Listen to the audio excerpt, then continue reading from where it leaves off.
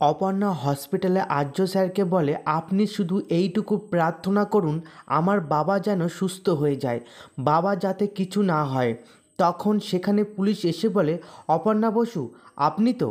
সিংহরয় group of industry টাকা চুরির ব্যাপারে আপনাকে জিজ্ঞাসাবাদ করার আছে, আপনাকে আমাদের সঙ্গে যেতে হবে। তখন অপর্ণা বলে, আমার বাবা হসপিটালে ভর্তি আর আমি এখন এইভাবে।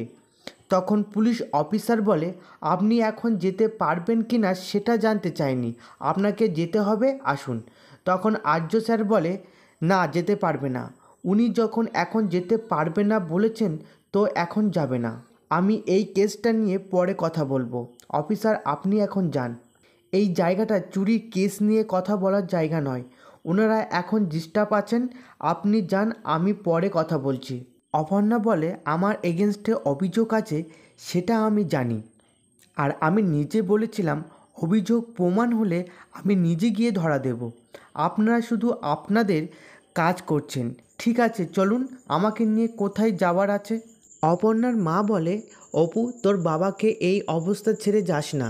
তখন অপু বলে, সত্যি যেটা সেটা একদিন সামনে আসবেই, আমার বাবা শুধু জানবে তার মেয়ে পালিয়ে যায়নি।